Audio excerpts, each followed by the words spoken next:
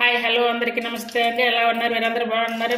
మేమైతే చాలా చాలా బాగున్నామండి. ఈరోజు రెసిపీ క్యారెట్ బీన్స్ కొబ్బరి మసాలా. ఇది సాంబార్, రసం, పప్పు అలాగే రైస్ అన్నిటికీ చాలా బాగుంటుంది. ఇది ఎలా తయారు చేయాలో ఈ వీడియోలో చూపిస్తాను. ముందుగా కట్ చేసి పెట్టుకున్నటువంటి బీన్స్ క్యారెట్ రెండు కూడా ఇందులో వేసుకోవాలి. అంటే వీటిని స్టీమ్ మీద ఉడికించుకోవాలి. అది లేదు అనుకున్నప్పుడు దీని పాత్రలో కూడా ఉడికించుకోవచ్చు. కొంచెం ఇప్పుడు సాల్ట్ వేసి ఉడికించుకోవాలి. అంటే సాల్ట్ కొంచెమే వేసుకోవాలి. ఒకసారి అన్నీ కూడా ఇలా కలిసేలా కలుపుకోవాలి. మూత పెట్టి ఉడికించుకోవాలి. క్యారెట్ బీన్స్ అన్నీ ఉడికించుకునే లోపు పచ్చిమిర్చి, కొబ్బరి, ఆనియన్ అన్నీ కూడా తయారు చేసి పెట్టుకోవాలి.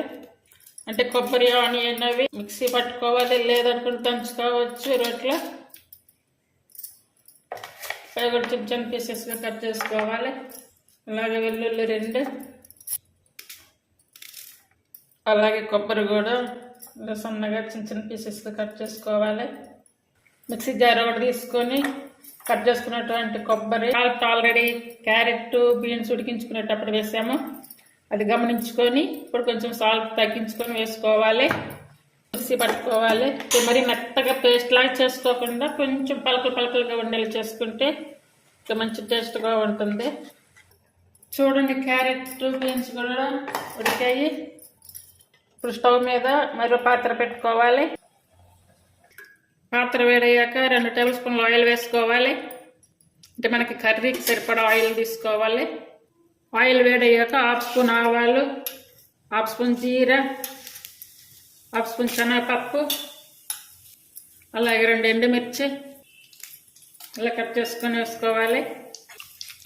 ఇప్పుడు ముందుగా కట్ చేసి పెట్టుకున్న ఆనియన్ అవన్నీ కూడా కొద్దిగా వేయించుకోవాలి. అలాగే 1/2 స్పూన్ పసుపు, 2 రెమ్మల కరివేపాకు, తాలింపు అంతా వేయించుకున్నాక ముందుగా వేయించి పెట్టుకుని కొబ్బరి మసాలా వేయించుకోవాలి. ఇవి వేసుకొని బాగా మొత్తం కలిసేలా కలుపుకోవాలి. అలాగే ఇప్పుడు ముందుగా ఉడకబెట్టుకున్నటువంటి క్యారెట్ బీన్స్ కూడా వేసుకోవాలి. తాలింపులోనే ఒక 5 మినిట్స్ వరకైనా ఉంచుకోవాలి. సాల్ట్ అది కావాలనుకుంటే మళ్ళీ ఒకసారి చెక్ చేసుకొని వేసుకోవాలి. క్యారెట్ బీన్స్ కొబ్బరి మసాలాలు అన్నీ ఒకదానికి పట్టేలా మంచిగా కలుపుకోవాలి. క్యారెట్ బీన్స్ 50% ఉడికించాను స్టీమ్ మీద. ఆ కొరవ ఇప్పుడు ఈ తాలింపులో మగ్గిపోతాయి. కొబ్బరి వేసినప్పుడు అడుగంటుకుంటూ ఉంటుంది. మధ్యలో అప్పుడప్పుడు కొంచెం కలుపుకుంటూ ఉండాలి. ఇది సైడ్ డిష్గా చాలా బాగుంటుంది. పప్పు, సాంబార్, రసం అన్నిటిలో బాగుంటుంది. అలాగే అన్నంలో కూడా కలుపుకోవచ్చు. ఇది ఈజీగా తక్కువ టైంలో అయిపోయే రెసిపీ. క్యారెట్ బీన్స్ కొబ్బరి మసాలా రెడీ అయ్యింది. స్టవ్ ఆపేసుకోవాలి. బౌల్లోకి తీసుకుందాం ఇప్పుడు దీన్ని.